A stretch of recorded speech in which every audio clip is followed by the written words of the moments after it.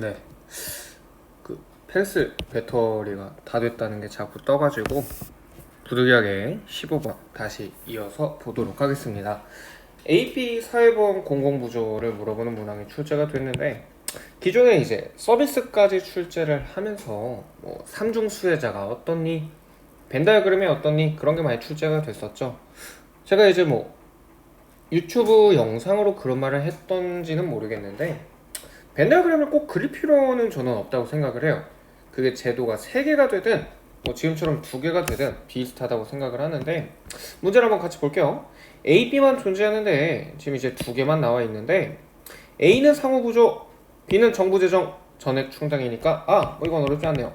A는 사회보험, B는 공공부조인 걸 알 수가 있습니다. 자, 뒤에 이제 계산을 좀 해줘야 되는데 비수혜자 비율은 갑국이 을국의 2배이고 갑국은 비수혜자랑 중복수혜자의 비율이 2배 차이가 나고 수는 똑같다. 뭔 소리예요? 퍼센트 계산하고 갑국, 을국, 인구관계 보라는 거잖아요. 저는 이거 벤다이어그램 안 그리고요. 특히 2개만 출제가 되었으니까 이렇게 지그재그로 하셔도 되지 않나? 라고 생각합니다. 3개로 출제되면 이제 지그재그로 가긴 좀 어렵다고 생각을 하는데 2개인 경우에는 벤다이어그램 그리는 것보다 이게 저는 낫다고 생각을 해요. 가끔씩 이제 얘네 인구 모르거나 이거 퍼센트 몰라서 미지수 설정해야 되는 경우가 분명히 존재하거든요. 그런 경우에는 여기 나열하면서 가시는 게 좀 낫기 때문에 저는 이 방법을 한번 강제하는 건 아니고요. 자기한테 맞는 걸 하시면 되겠지만 괜찮지 않나? 라고 생각을 합니다. 자, 갑국 먼저 보니까 중복 수혜자가 10%고요. B가 25%인데 중복 빼니까 15%구나. 갑국 아까 뭐라 했어요?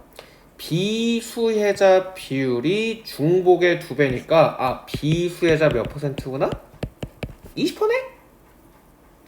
그러면 얘네 3개 합쳤더니 몇 퍼예요 지금? 45%니까 A만 받는 사람은 55%인 거를 확인할 수 있습니다. 네, 갑 같은 경우 이렇게 끝이 났고요. 두 번째, 을국 볼게요. 중복 수혜자가 20%인데 A 수혜자가 58%라는 건 A만 하는 사람은 몇 퍼? 38%라는 거구나. 자, 그리고 봤더니 비수혜자 비율이 갑국이 을국의 2배다. 비수혜자 몇 퍼센트구나? 10%구나. 그럼 58에 10, 68%니까 B만 받는 거는 32%구나 확인할 수가 있습니다. 자, 그리고 봤더니 중복 수혜자의 수가 갑을이 동일하대요. 그러면은 20%랑 10%가 같다는 건 을을 100명이라고 가정했을 때 갑국은 몇 명이구나? 200명이 되는 거구나. 얘가 20이 돼야 되니까 얘가 10이 돼야 되니까 그럼 여기는 몇이구나? 110이구나. 30이구나. 40이구나로 가정을 할 수가 있습니다. 인구수 차이는 모르지만 몇 배 차이 나는지 몇 퍼 차이인지는 확인할 수가 있다라는 얘기가 되겠죠. 그래서 이렇게 계산을 하는 과정이 쉽게 출제가 되었습니다. 자, 기억에 들어갈 빈칸 보니까요. A를 받는 사람은 몇이죠? 65%죠. 그쵸? 중복수급자를 합해야 되니까. B의 수혜자는 을국에서 몇이죠? 52%가 되겠죠? 둘 다 틀렸습니다. 그러니까 얼씨구 55, 30이 맞구나. 큰일 나시는 거예요. 2번. A와 달리 B는 강제가입. 아니죠. 거꾸로죠. 그러니까 여러분 계산 문제에서 개념을 묻는다? 그러면 계산 문제의 이유가 전혀 없습니다. 저는 실전이면 이거 확인도 안 할 것 같아요. 판단 속도도 그렇게 많이 필요하진 않지만. 비수혜자 수는 갑국이 을국의 2배라고 했는데 갑국 40명이고 을국 10명이라고 가정을 해야 되잖아요. 차이가 몇 명인지 모르겠지만 그쵸? 비율 관계는 알 수 있겠죠? 3번 틀렸고. 소득 재분배 효과가 있는 제도는 A, B 모두가 되겠습니다. 둘 중 아무거나 수리하면 되겠죠? 갑국이 이젠 배터리가 적죠, 그죠? 갑국이 을국보다 적다. 근데 얼추 합쳐도 100명이 넘잖아요. 을국 인구가 100명이잖아요. 정답 5번이겠네요. 사후 처방이 강한 제도 B잖아요. 만 받는 사람이니까 을국은 30이면 갑국은 2배지만 그래도 30명이네. 정답은 5번인 거 확인할 수 있습니다. 지금 제가 말하면서 풀었지만 실전이면 금방 푸시겠죠. 네, 이런 이제 속된 말로 가짜는 함정에만 당하시지 않으면 충분히 쉽게 풀 수 있는 문제인 것 같습니다. 15번 출제 경향, 그래서 제가 다시 한 말씀 드리자면은 계산 출제 자체를 버리기는 쉽지 않은 것 같아요. 평가원도 그동안 해왔던 게 존재하니까. 다만 이런 것보다 뭘 보겠다? 아까 우리 자극점파 문제라던가 진화론 순환론의 독서라던가 여기 있는 이거는 원래도 쉽게 나온 거니까 아까 봤었던 이런 거, 네, 자료 수집에 대한 개념이라던가 이런 거, 관점과 태도에 대한 구분을 한다던가 기갈상이라던가 기타 등등 여기 일탈도 마찬가지죠. 그죠? 독서적인 측면과 개념적인 측면을 지금 계속 강조하는 쪽으로 가지 않을까. 9월까지 한번 보고 이거에 대한 얘기는 다시 한번 드리도록 할게요. 16번입니다. 실제냐 명목이냐를 물어보는 기존의 유형과 동일한 문항이 출제가 되었고요. 볼게요. 산업사회에서 분업이 보편화된 현상을 개인적인 측면에서 설명을 하지만이니까 저는 그냥 끝난 것 같거든요. 볼게요. 분업을 왜 하는지 참 설명할 수가 없대요. 분업 상태에서는 생존에 필요한 거를 맡기는 위험이 있는데 왜 하느냐? 오히려 도덕과 관습이 개인에게 영향을 줘서 개인이 들어가게 됐다. 그럼 뭔 소리예요? 도덕과 관습이라는 뭐가? 사회 구조가 개인에 영향을 줬다니까. 최근에 이제 실제로 명목론이 뭐로 간다고요? 독서로 간다고요. 대충 읽으면 이거 명문론 할 친구들 많아요. 개인의 힘이 사회를 만들었으니까 선생님 명목론 아닌가요? 아니라고요. 그 힘이 어디서 나왔으니까? 사회에 존재하는 도덕과 관습에서 나왔으니까 실제론입니다. 환원 못하죠? 독자적이죠? 사회는 없다죠? 없다고 보니까 그죠? 정답 1번 되겠습니다. 자율적이지 않고요. 사회는 수단이 아니라 목적이 됩니다. 17번. 문화에 대한 문제가 또 지금 출제가 됐는데 세모세모교가 A국에서 주류였겠죠. 네모네모교 신자들은 종교의 자유를 주장하다 탄압을 받았다. 소수자가 됐습니다. B국으로 망명을 했대요.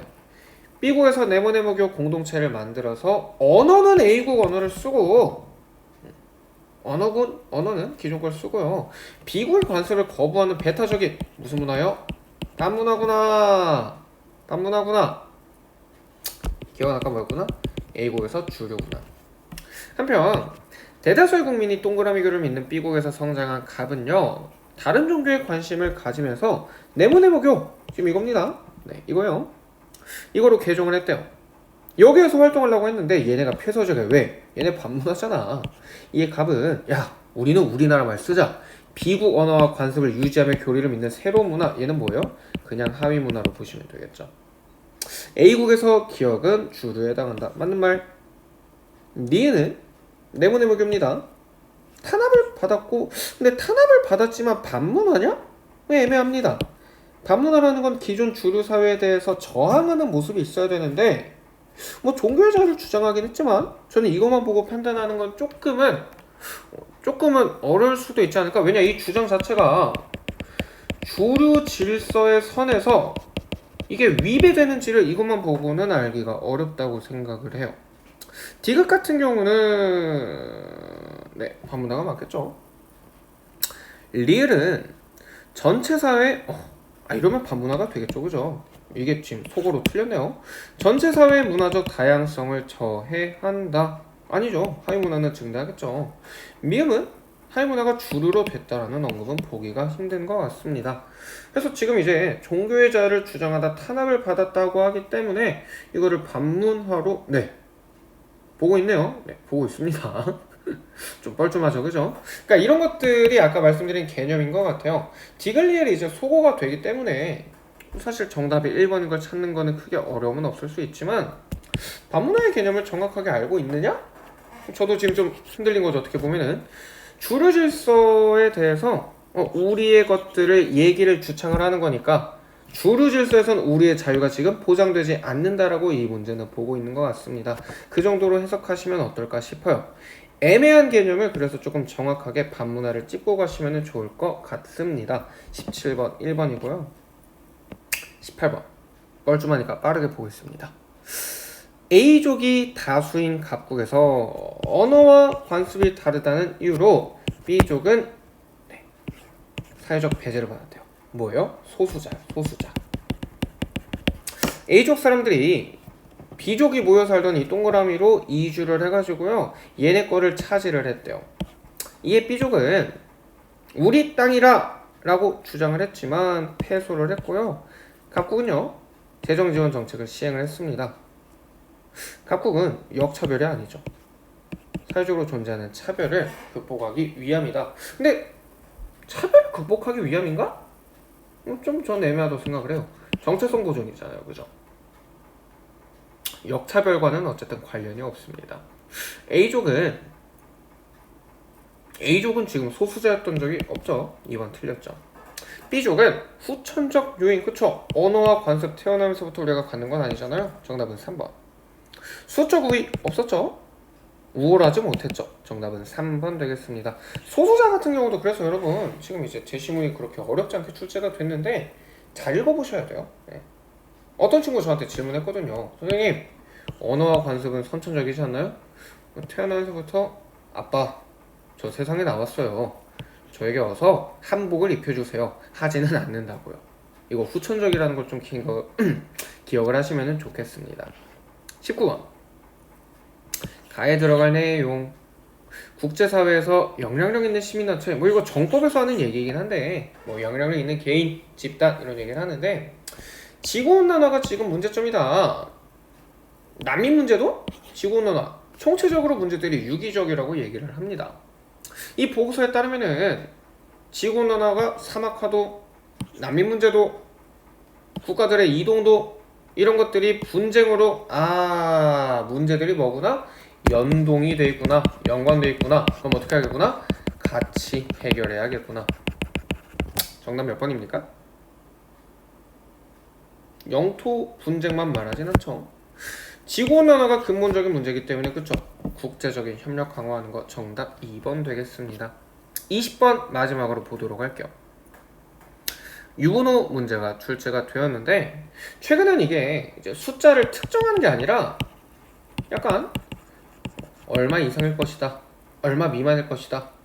뭐 이제 사설 문제들 보면은 이 범위를 아예 좀 미지수로 설정해야 되는 문제들도 많이 출제가 되어 왔는데 그에 비하면 약간 순정판으로 완전 아무것도 안 깔은 기본 스킨이지 않나 싶어요. 쉽게 출제가 되었고요. 한번 볼게요.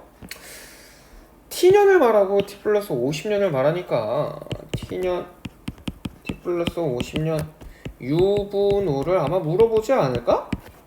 갑분만 말하고 있죠, 그죠? 자, 총부양비가 T년에 100이라는 건 이런 얘기죠. 유분호를 볼 때요. 여기가 50이면은 XY인데 합쳐서 몇이다? XY가 50이라는 얘기가 되겠습니다. 노령화 지수는 T 플러스 50년에 50이래요. 근데 T년에 2배래요. 그럼 T년의 노령화 지수는 몇이라는 거예요? 25고요. 이거는요. 1대 4라는 거잖아요. 그러면은 T년의 갑국 인구를 100명으로 가정을 한다면은 부양 인구가 50명이고요. 뭐 퍼센트로 쓰겠습니다. 같은 거니까. X, Y가 50인데 1대 4니까 10대 40이 돼야지 거꾸로죠, 그죠? 25기 때문에 4대 1이 돼야지 않나 싶습니다. 40%, 10% 혹시해서 검사해보니까 50분의 50 총부양비 100 맞고요. T년의 노령화 지수는 25니까 4분의 1 맞습니다. 자, 그 다음에 이제 두 번째 거 보니까 부양인구와 총부양비의 변화를 봐야 하는데 부양인구가 20% 증가를 했대요. 그럼 50에 20%는 10이니까 몇 퍼센트 됐다는 거예요? 퍼센트는 모르지만 60명이 일단 됐다는 건 알 수 있죠. 여기는 다 명이 지금 똑같이 되는 거니까. 오! 잠시만요. 이게 제 패드가 아니라 네, 이렇게 되겠고요. 총부양비의 증가율이 50%라는 거는 총부양비가 100이었는데 몇이 됐다는 거예요? 100에서 150이 됐다는 거예요. 이건 몇이니까? 2분의 3이구나. 그러면은 지금 밑에가 60이잖아요. 위에는 몇 와야 돼요? 90 와야 되는구나. 네. 유소년과 노년 인구를 합쳤더니 지금 여기 합쳐서 90명이라는 얘기가 되는 것 같아요. 그럼 이제 우리 뭘 봐야 돼요? 노령화 지수 보면 되겠죠. 50이래요. 50은 몇이니까 2분의 1이구나. 아, 그러면은 이거 아닐까? 60명과 30명 아닐까? 계산 끝났습니다. 뭐가 없는 문제예요. 다만 이제 뭐 그런 거죠. 이게 어떻게 이렇게 바로 되나요? 그거는 기출을 많이 풀어보시면 돼요. 간단하게 좀 설명을 하자면은 총부양비가 50% 늘었기 때문에 150이 됐다는 것까지는 여러분 다 이해를 하셨을 거예요. 근데 150이라는 숫자를 50이라는 숫자를 25라는 숫자를 우리는 항상 뭐를 좀 끼고 봐야 돼요? 100분의 x, y, z로 보시는 게 맞다고요. 분모값으로 100분의를 보셔야 되잖아요. 그럼 이 100을 사실 몇으로 봐야 돼? 1로 봐야 돼. 50을 몇으로 봐야 돼? 2분의 1로 봐야 돼. 25? 아까 얘기했죠? 4분의 1로 봐야 돼. 150은 몇인 거예요? 2분의 3으로 보는 연습이 있어야 된다고요. 근데 얘네 둘을 합쳐서 90이라고 했잖아요. 그럼 이게 무슨 말이냐? 2분의 3이라는 거는 합쳐서 5덩이에요.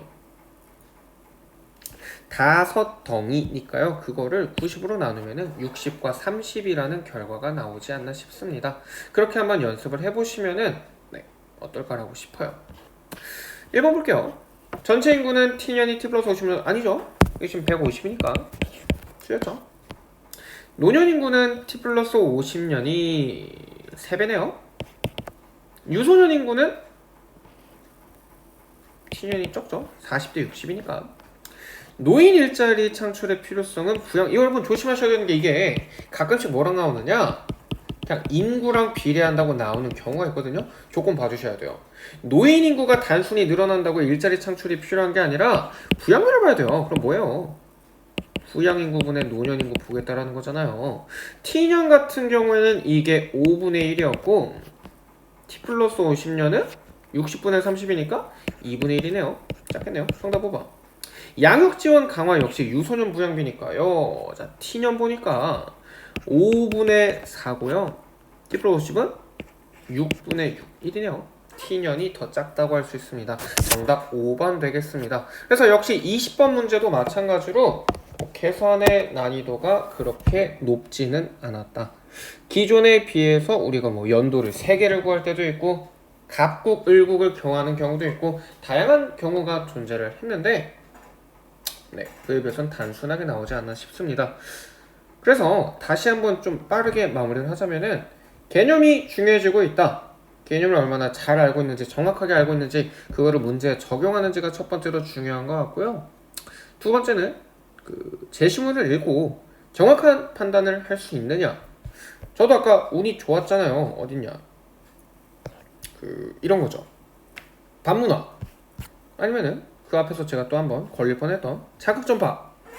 개념을 정확하게 알고 있느냐가 굉장히 중요한 요소가 되고 있지 않나 싶습니다.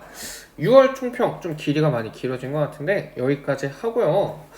9월 시험 전까지 여러분이 이 시험지를 보고 나서 세훈아 뭐 아니네 이런 마음으로 가시면 안 돼요. 항상 6월이든 9월이든 수능이든 11월에 시험이 됐든 간에 독립시행이다 라는 마음가짐을 가지고 경향성 정도를 체크하지만 우리는 완벽하게 준비가 되어 있어야 수능날 웃으면서 나올 수 있지 않을까 라고 생각을 합니다. 6월 총평 여기까지 하도록 할게요.